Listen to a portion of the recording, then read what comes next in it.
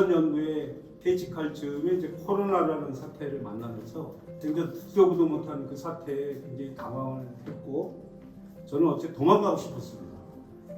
어딘가 어쨌든 도망가지 않고 살 수가 없어서 제가 흘러간 데가 노르망디, 프랑스에 있는 노르망디 그 해안가 절개지 쪽으로 가게 됐어요. 우연히 거기에 있는 빈 공간을 하나 찾아서 제가 하던 일이 항상 공간을 좀 고치고 수리하고 보수하면서 살았던 경험이 있어서 거기서도 그 빈집을 좀 이렇게 나름대로 창작 공간으로 만드는 작업에 착수를 했는데 벽을 부시면서 나온 그 깨진 벽돌들을 가지고 나름대로 바닥도 깔고 뭐 하고 그래도 남는 것들이 있잖아요. 그래서 뒷편에다 갖다 버렸는데 그 버리는 순간 그 벽돌 하나하나들이 저한테 이렇게 말을 걸어오더라고요.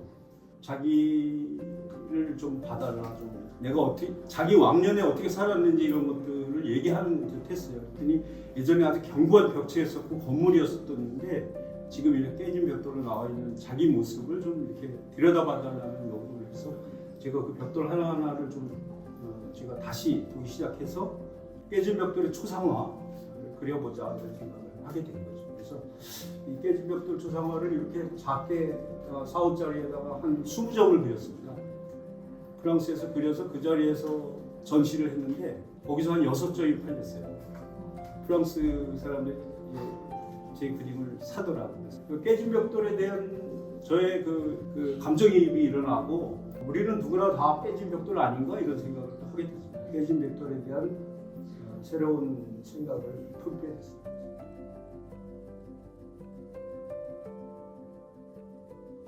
이 사람들이 이 생활하던 이 도구들 그리고 연장들 이런 것들에 대한 관심을 갖게 되었어요.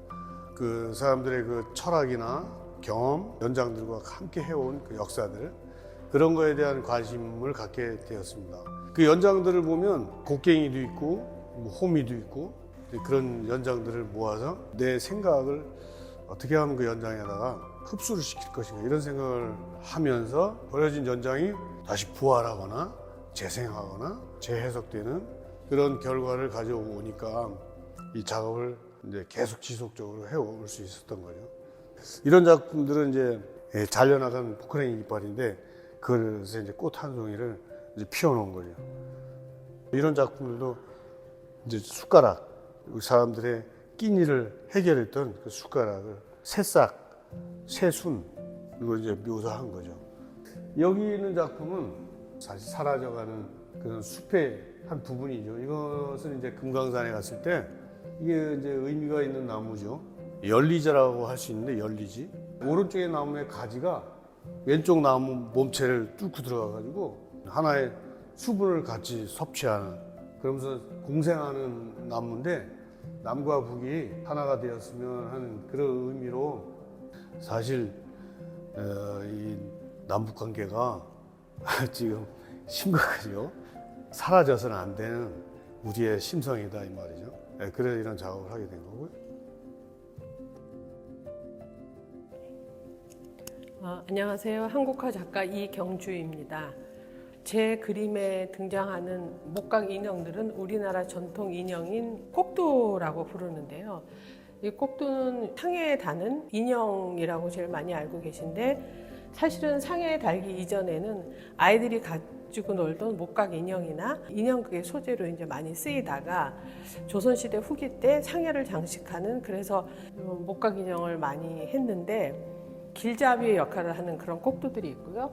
그리고 제 그림에 이제 어릿광대들도 많이 등장을 하는데 어릿광대는 묘지까지 그 주군이가 묘지까지 갈 동안에 즐거움을 주기 위한 엔터테이너의 역할을 하는 그런 것들도 있고 사실은 이제 상해에 단다는 그런 이미지 때문에 굉장히 부정적이고 또 무섭게 생각하는 사람이 많은데 어떻게 보면 그 꼭두라는 게 이제 죽음을 연상하기도 하지만 뭐 우리의 동반자이기도 하고 수호신이기도 하고 주군이가 묘지까지 갈 동안에 편안한 마음으로 이제 갈 수 있게 그런 부적과 같은 역할을 이제 했다고 생각하시면 돼요. 그게 이제 상해에 단 다음부터 우리나라 목각이 부정적인 의미 때문에 좀 사라져가고 그러는데 제 그림에다 넣어서 이제 즐겁고 그다음에 경쾌하게 좀 풀어나가는 그런 작업을 하고 있습니다.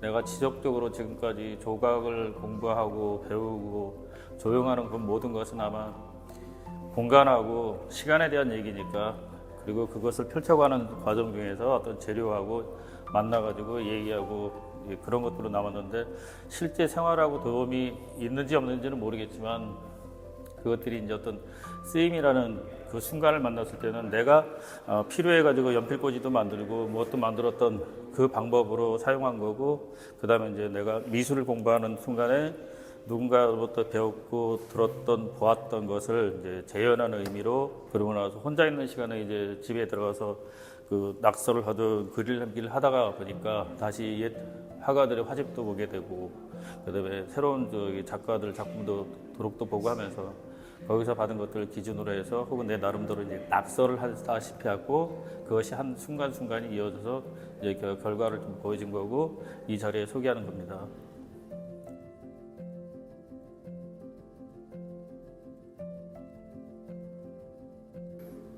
저희 작업은 이제 나무를 다루는 작업인데요.